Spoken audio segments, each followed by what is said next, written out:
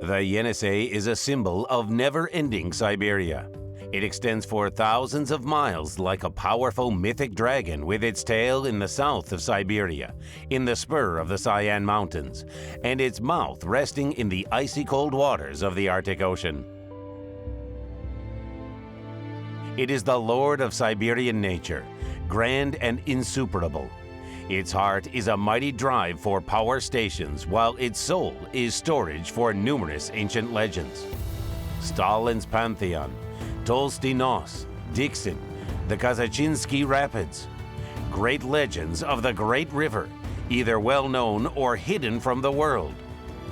Krasnoyarsk is where we start our journey in search of them, from the head of the Yenisei down to its estuary far beyond the Arctic Circle.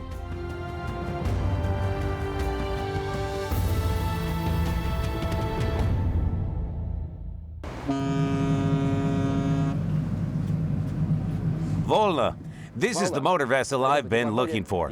I am boarding it to start my journey to the north of the Yenisei. Hello. Hi.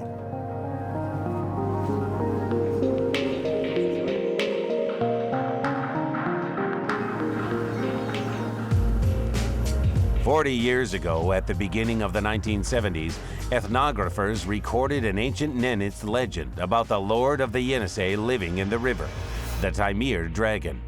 It would be interesting to know if this legend is still remembered on the Yenisei, and what other legends may the big water hold in storage. This question will be answered after we have traveled more than 1,500 miles down the Great River.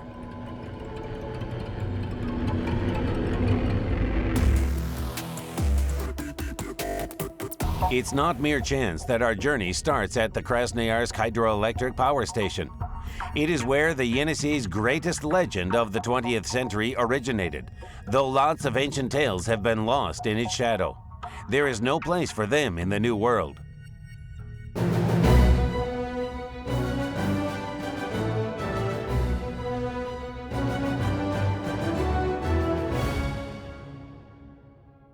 "We are going to stop you, Yenisei. We are going to tame you, Yenisei." Soviet constructors literally challenged Yenisei, like knights defying a monster. Thousands of concrete pyramids are being thrown into the water. On March 25, 1963, participants of the all-Union Foremost Komsomol construction project stopped the Yenisei, which took them 6.5 hours. The Krasnoyarsk HPS has become one of the most powerful ones on the continent. A monstrous metal structure as high as a 9-story building has been built on the Yenisei, as if it was a defeated enemy's throat, and is going to last for centuries to come. No ship can get over the dam without it. Locks are normally built at hydropower electric stations to lower and raise ships, but it was not the case with the Krasnoyarsk HPS. It was not cost-efficient to build navigation locks due to the big change in elevation. It would make the string extend almost all the way to Krasnoyarsk, which is 25 miles from the HPS dam. The cost of the locks was comparable to that of the HPS itself, and the flow of water would have reduced the station efficiency to nothing. That was when a brilliant idea was sparked to construct a ship lift, which could lift vessels and carry them over the dam. The total length of the route is just 1 mile instead of 25.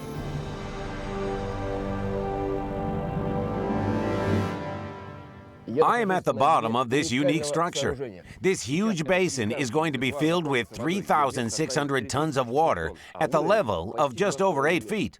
I think I'd rather leave this place.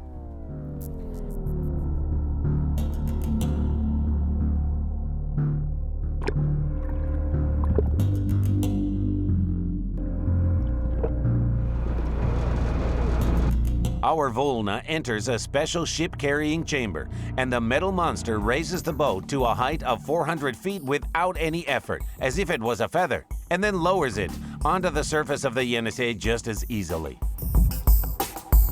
There is another real thing which has become a legend right ahead of us.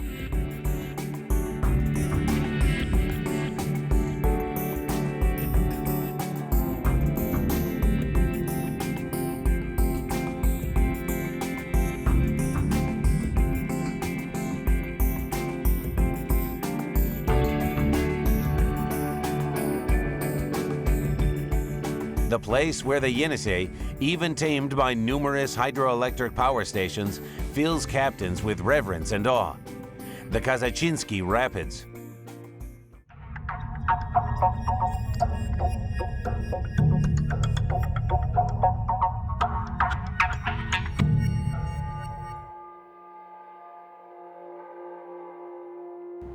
The Kazachinsky Rapids are the most challenging area for navigation on the Yenisei. Hidden rocks, high-velocity streams, disturbed flows, and breakers pose a major hazard for navigation.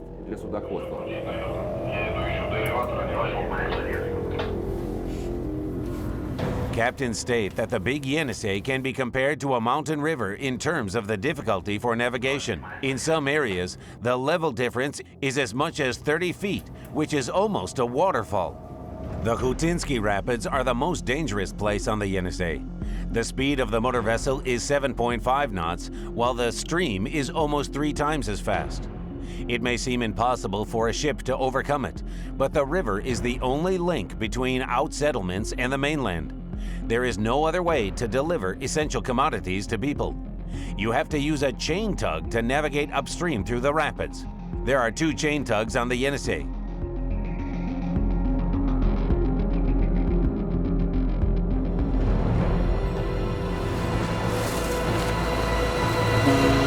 One of them operates on the Khutinsky Rapids, and the other one is here on the Kazachinsky Rapids. Vessels were not able to overcome the obstacle. Attempts of pulling them by barge haulers failed as the current was too strong.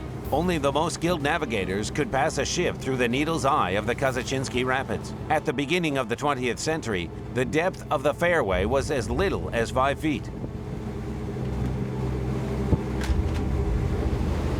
Dredging operations commenced in 1906, and later the world's first specialized vessel was provided to facilitate navigation through the Kazachinsky Rapids. The chain tug Angara. A wire rope was fixed to the riverbed so that the tug could pull a whole set of vessels by means of winding it on a winch.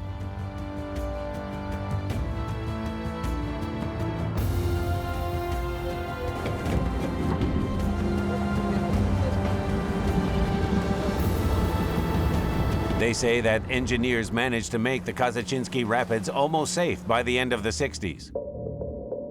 But even today, captains pass through it with caution. They seem to intrude into an area governed by a furious lord.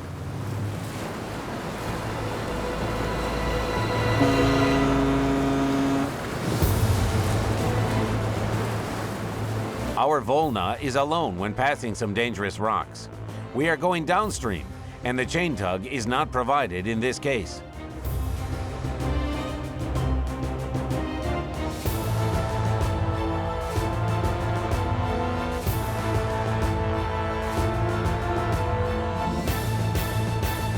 Finally, the obstacle is left behind. By the way, one may ask why they can't clear the rapids by just exploding the rocks. The answer is simple. Today, the Kazachinsky Rapids are not just a challenge to navigators, but also a salvation for the Yenisei itself. If they are destroyed, the river could become too shallow, as the rapids now act as a natural dam maintaining the depth.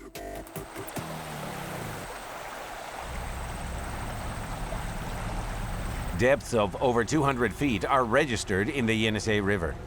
Down there on the riverbed, there lives a creature which looks like a prehistoric pangolin. Bare eyes with no lids or eyelashes, gazing with snake-like coldness. This is how Viktor Astafyev describes the Tsar fish. It is a legend of the Yenisei, which every fisherman dreams of catching at least once.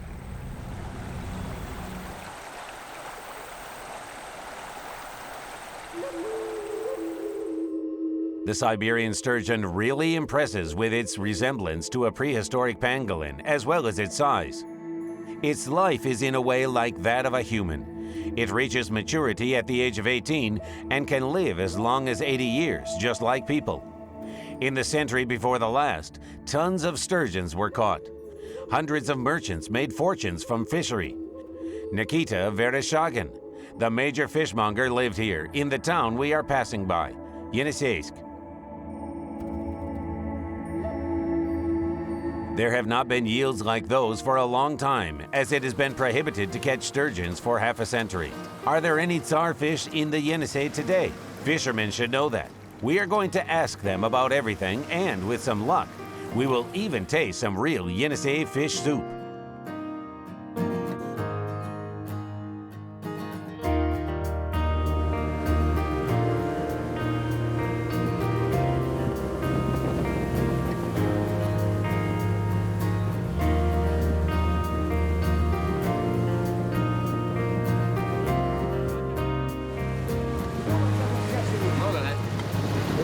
Guys, here's what we're going to do.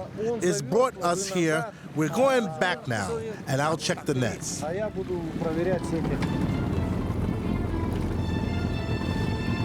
Oh, it's out. Not bad.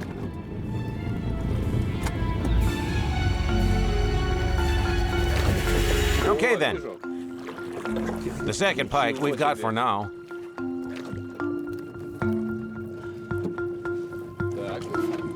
Not much of a pike, though. A small one.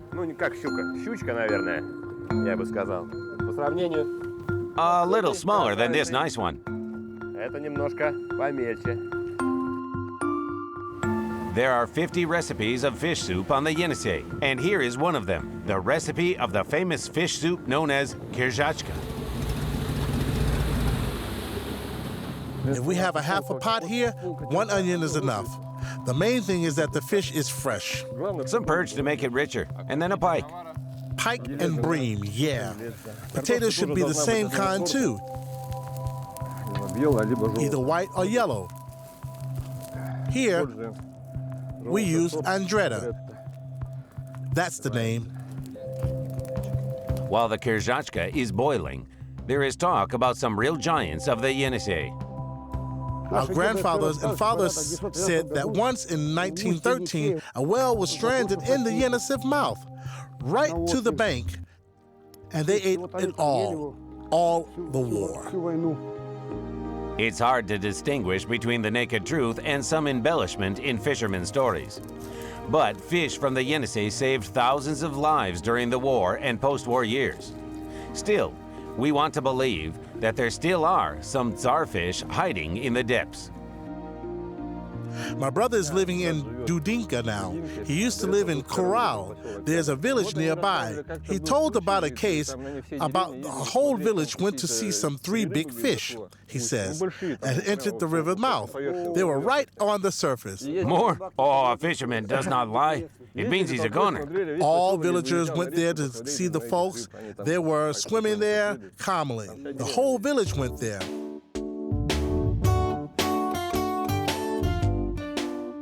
Meanwhile, our fish soup is almost ready.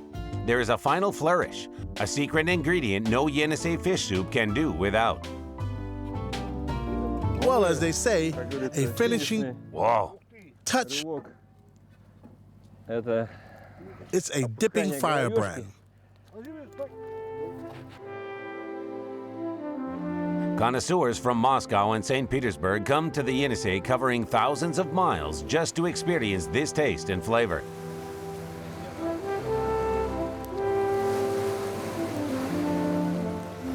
Thank you so much. Good luck. You too. Come again.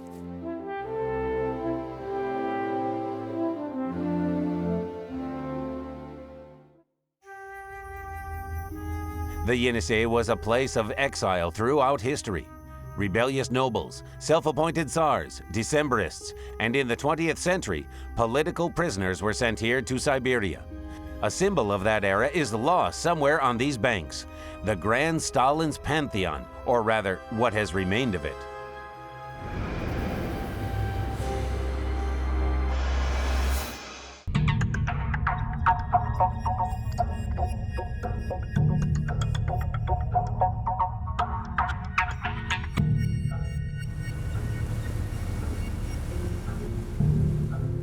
There has not been any coverage for almost 24 hours, which is quite unusual to me as a city resident.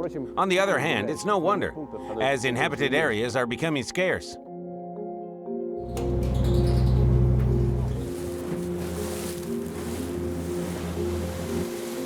When we saw the skyline of the first settlement in 24 hours on the horizon, I realized at once that it was Koreyka, a tiny village in the wild taiga where a monument of an all-Union level was located.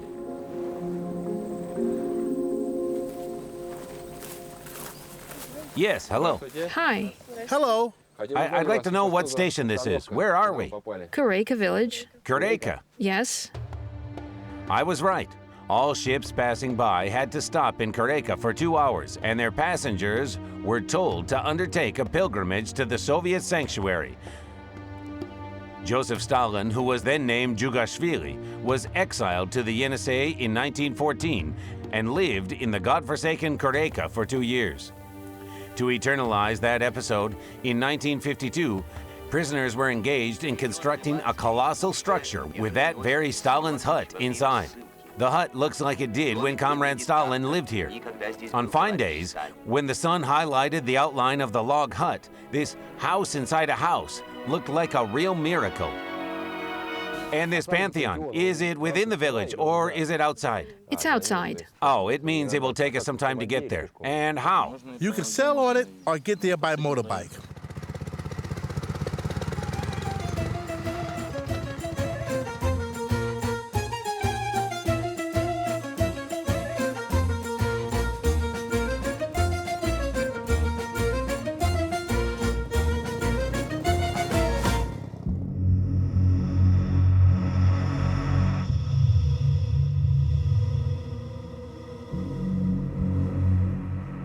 To be sure, the view is quite impressive. Remnants of an enormous structure rise in the middle of the Siberian taiga, a 40-foot colossus distorted by time. Even now, it makes you feel thrilled when you come closer. This is the front piece. Stalin's profile was depicted here.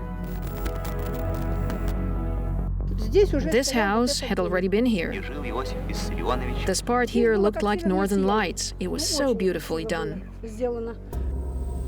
After the denunciation of the cult of personality in 1961, Stalin's house inside the Pantheon was taken down and the leader's sculpture was drowned in an ice hole in the Yenisei.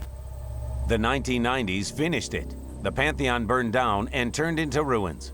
Broken ornaments and extraneous Canadian spruces, which had been brought here a half a century ago, are the only things reminding us about the former grandeur. They outgrew the Pantheon long ago, and their dark branches have formed an ominous curtain, which makes it impossible to see anything from the river. However, we must proceed to another legend of the Great River. There is a wonder port where the Yenisei flows into the Arctic Ocean, which goes underwater every single year. The next morning, the Arctic reminded us of its name by sending gusts of icy wind. And now I am in for a river ritual. According to a Yenisei tradition, everyone who crosses the Arctic Circle for the first time must do it. 66.5622 degrees to the north from the equator, an invisible line beyond which the Arctic region begins.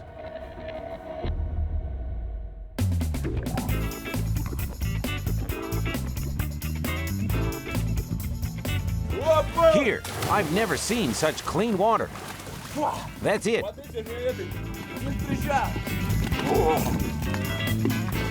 It feels a little cold at first, but now, quite warm.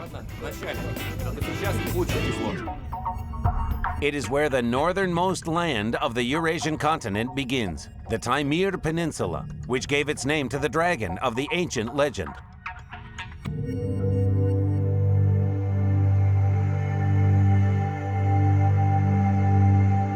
As we are approaching the port of Dudinka, the Yenisei starts looking like an endless sea with huge liners sailing on its waves.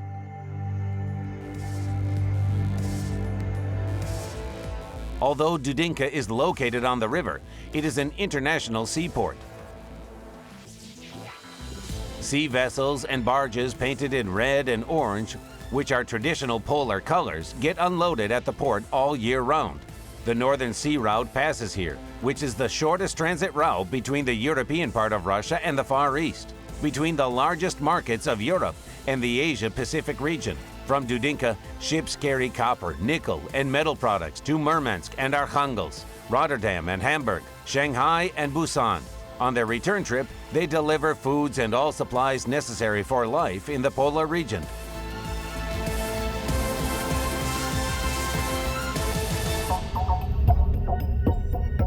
The Northern Sea Route is 2,440 nautical miles shorter than the alternative path through the Suez Canal and makes the voyage in 10 days less. The weather is nasty, but I'm lucky. I'm going to board a real marine transport ship. It's called Zapolyarny.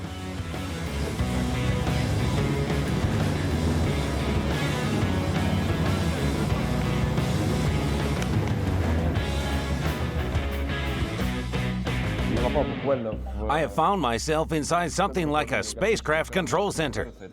It is the first time I've been on the command bridge of such a big vessel. These ships are unique because they can operate independently in the western sector of the Arctic region all year round. That is, they can carry out transportation without icebreakers all year round. Now, Zapolyarny lies out waiting for water to leave. According to recent reports, it has to go down another 3 feet to clear the berths, which is going to take at least 3 days. And this happens every spring. Every year, the port is flooded, and then in spring, it is restored again, rising like a phoenix from the ashes. In spring, all those cranes and loaders are evacuated from the quay to Zhuravlinaya Hill, which is inaccessible for water, and work goes on. There is nothing of the kind in any other port in the world. I am getting into a loader cabin to look at the legendary Dudinka from a height of 100 feet. This is a video camera. Zooming in, zooming out. Oh, we have night mode. There are some buttons here too. So you don't only access what you see in front of you visually, but you also use the video camera, right? Yes, we do. It's impossible to assess because there is the trick of the eye. It may seem you are getting, well, where you need to, but really, it is in fact far from that place, an optical illusion.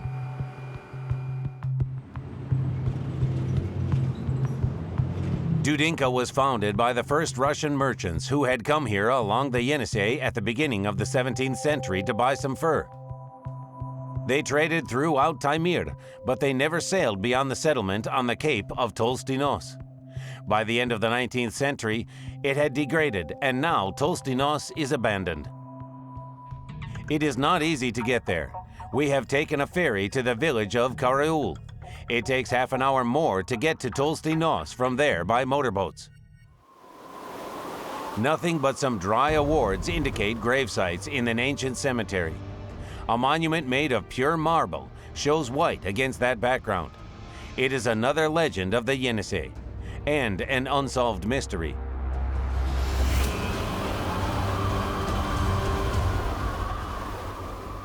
Taimyr is a mysterious prisoner and our man in the iron mask. He is known to have been a high dignitary, but who was he?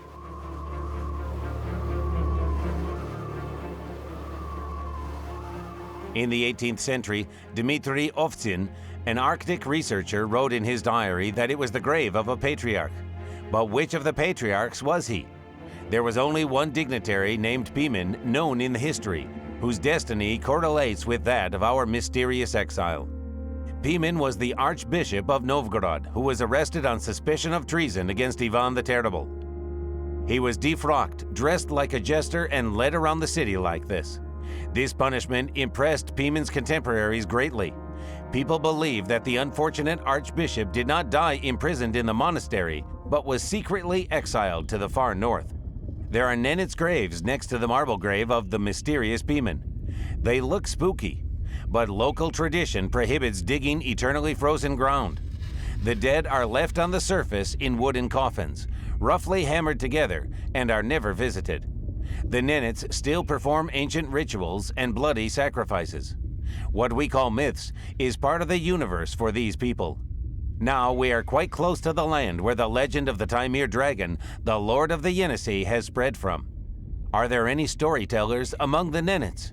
Do they still remember their ancient legends?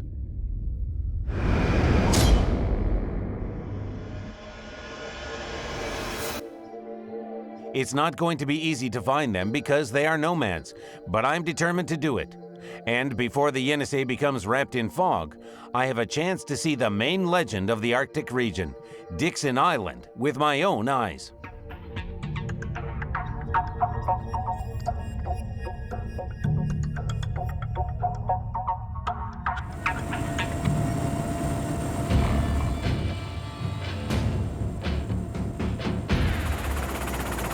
The distance from Karul to Dixon is 186 miles, and ice drifting has not begun here yet. So we are flying over the Yenisei on an Mi-2 helicopter. This rocky land is located in the Yenisei Bay, where the Yenisei estuary enters the Arctic Ocean.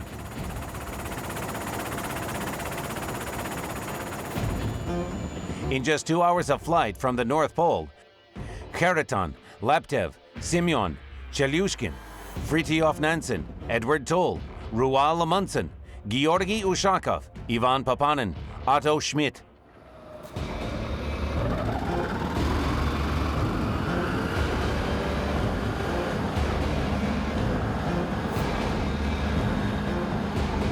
The route of all great Arctic pioneers passed through Dixon. It consists of a village on the mainland and an island. Only 3 people are working here, at a polar station which was founded almost 100 years ago. Unfortunately, nowadays few people know what Dixon is, though it used to be a legend in the past. It was the capital of the Arctic region. On the 8th day of the journey, a tourist vessel approached Dixon.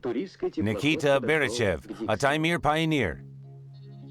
He rises above Dixon as a symbol of the courage shown by its inhabitants.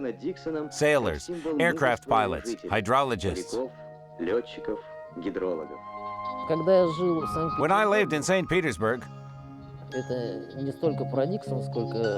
it is a little more about me rather than Dixon, and walked along those streets, I always miss the vast expanses we can see now, some wind and perhaps this breath of Arctic. I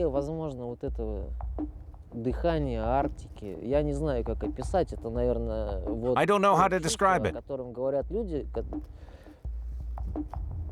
This must be the feeling people mean when they say that he who has been to the north at least once will always want to go there again.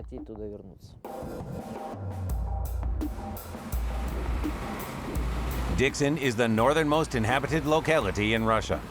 During the polar night, people don't see the sun for 3 months. Winters last almost all year, while short summers are never warm. It seems impossible to live on Dixon. But during the period of Soviet exploration of the Arctic region, schools, kindergartens, shops, and even a small airport for ice reconnaissance and delivering expeditions to drifting polar stations were built here.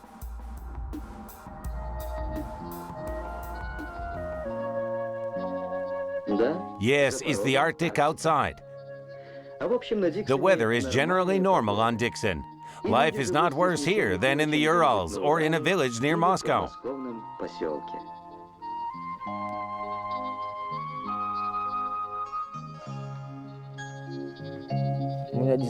My memories are warm. I don't remember any frosts or polar nights. My childhood passed in a warm atmosphere. All I remember is light. I've always felt good here.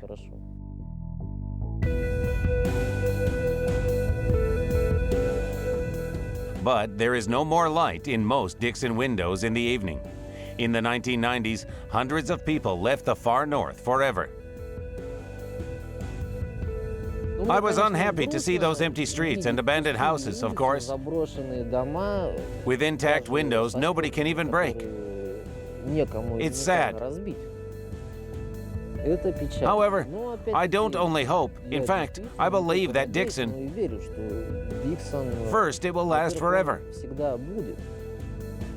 And it has a new beginning now.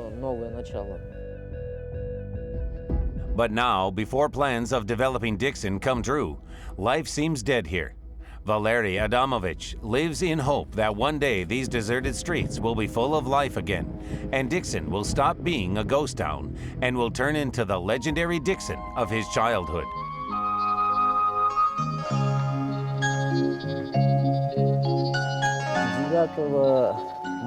On the 9th of May, there were always meetings near the monument to heroes of the North Sea Fleet who died defending Dixon. During World War II, hundreds of ships passed along the Northern Sea route. 4 million tons of different cargo was transported. The heroes of Dixon prevented Germany from stopping the delivery of vital supplies to the USSR. Germans attached great importance to the control of transport routes passing through the Arctic region. What they needed was weather. That is why they attacked the polar station in Dixon. There was a radio center on Dixon at that time which provided communication for both passing convoys and all other vessels. Dixon was obviously very important for Germans from this point of view. But they did not manage to make a landing and seize Dixon. Although there were few people and almost no artillery, thanks to the people noted here.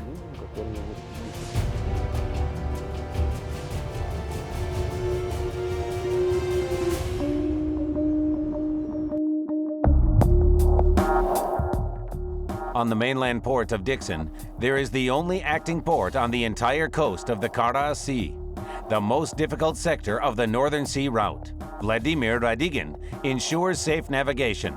Lighthouses, there are about 44 of them here, must always be in good condition.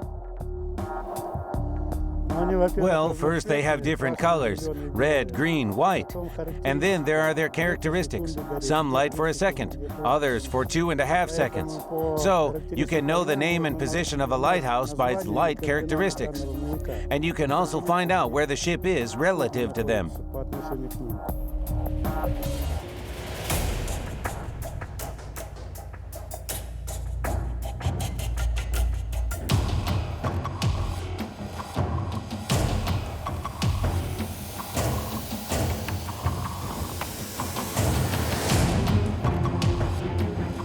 Humans are not the master of the capital of the Arctic. The polar bear is. It is foggy today, as you can see, and you may not see a bear in the fog, although it wandered here on shore just 3 weeks ago. This polar giant steppe is silent under the cover of thick fog. It is afraid of nothing and can kill easily. The only thing that can save you is the rasp of the tracks of an off-roader which it dislikes.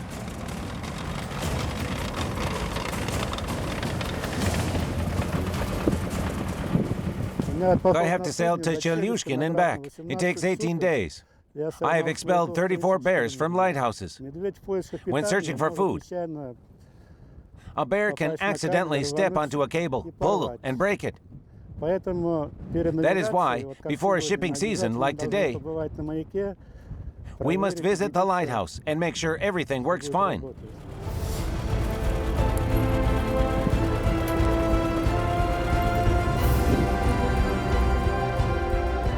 Dixon Island is submerging in fog.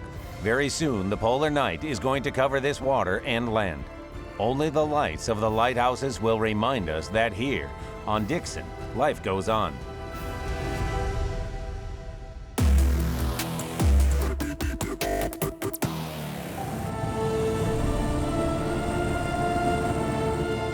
But before I finish my journey, I have to see people who have been living in the north of the Yenisei for thousands of years. And if I am lucky enough, I will find a real storyteller who will tell me the ancient legend of the Lord of the Yenisei. If, of course, it is still remembered on this shore.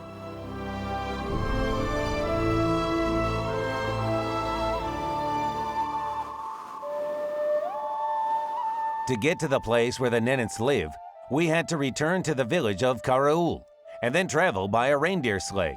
This is the first time I'm riding in a reindeer sleigh. It feels incredible.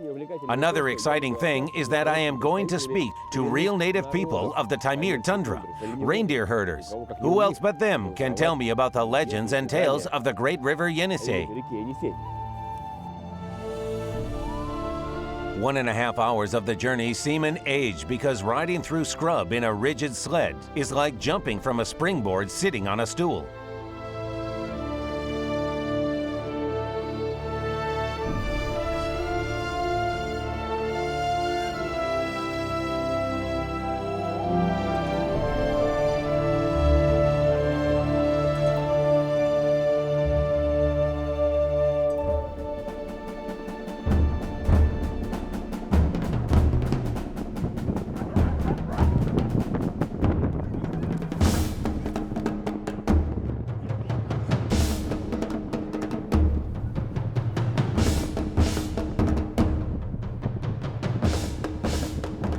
I have just arrived at a nomad camp, and it looks like I am witnessing a very interesting ritual. I hope I will be told what is going on. Can you explain? What's there in that mug? Is it blood? Blood, yeah. Of a reindeer? A deer. I have just seen with my own eyes the Yaptun family sacrificing one of their reindeer. Its blood was offered to the home idol so that it protects the kin.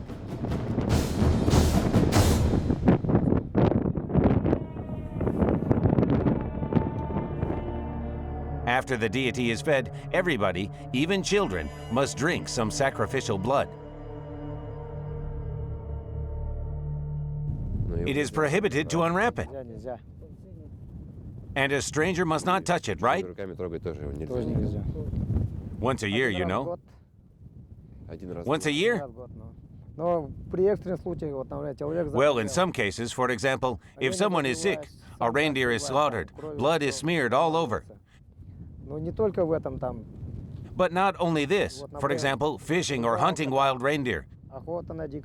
It always helps in all things.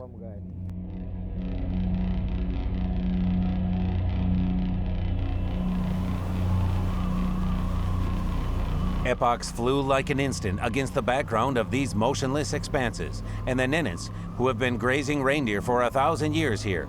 40 people live in this camp. 3 kin families, the Yaptun, the Voyenga, and the Yari.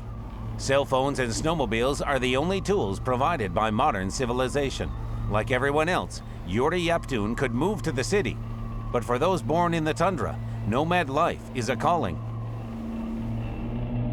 When I spend 3 days in town or a village, I want to go back to the tundra, and I can do nothing about it.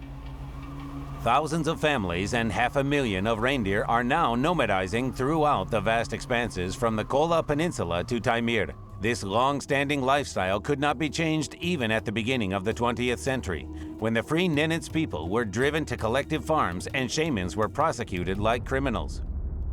What happened to them during the revolution? They were all imprisoned, taken to Krasnoyarsk.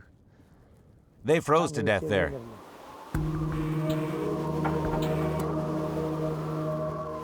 Storytellers suffered the same fate. I was told that the only person I could ask about the Taimyr dragon was Raisa Mikhailovna Yaptun, the oldest Nenets woman in this camp. Raisa Mikhailovna has 10 children and many grandchildren. She does not remember exactly. The old Nenets woman has been nomadizing in the Yenisei tundra since her parents married her off. When her husband was alive, folklore expeditions came there to see him, to listen to and record some Nenets legends.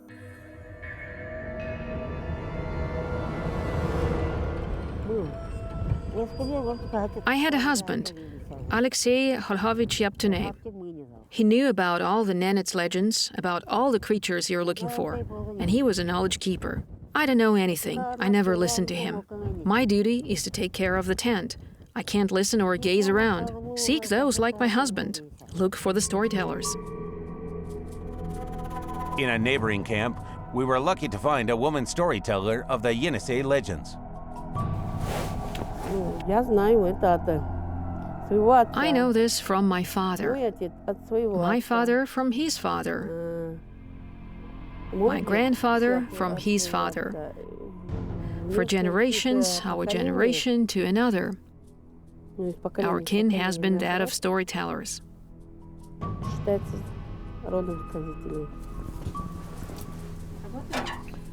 All neighbors, from small children to 100-year-old men and women, used to gather in her grandfather's tent. In silence, to the sound of the fire in the hearth, people listened to ancient legends. Apart from giants, there are also creatures named Shifertia in the Nenets mythology. According to a legend, they lived here before the Nenets, the Anets, and all those other ethnic groups came. And when people came, they left, they disappeared.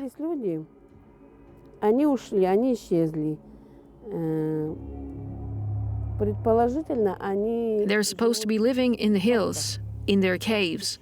When I was a child, my grandmother wouldn't let me wander away and look at those hills. She said, She'd tell us he'll be kidnapped. And here it is at last, the ancient legend of the Lord of Yenisei, the Taimyr dragon. It really exists and is still remembered. The king of water lives under the water and decides what to give to each family, what to put in their nets.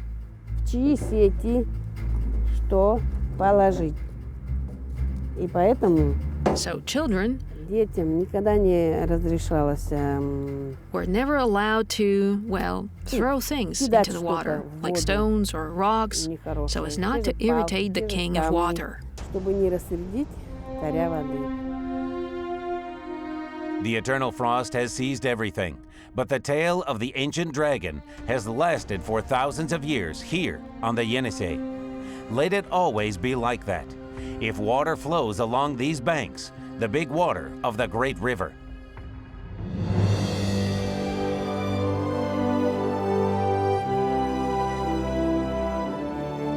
This harsh land at the very edge of the Arctic Ocean is sometimes called the end of the earth. But anyone who has been here realizes that it is not the end, but the beginning. The Yenisei takes its origin more than 2,500 miles away from the place where I am now. At its head, air is melting in the hot sun.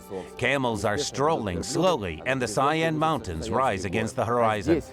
And here, beyond the Arctic Circle, where the mighty river flows into the Kara Sea, warmth is just an illusion.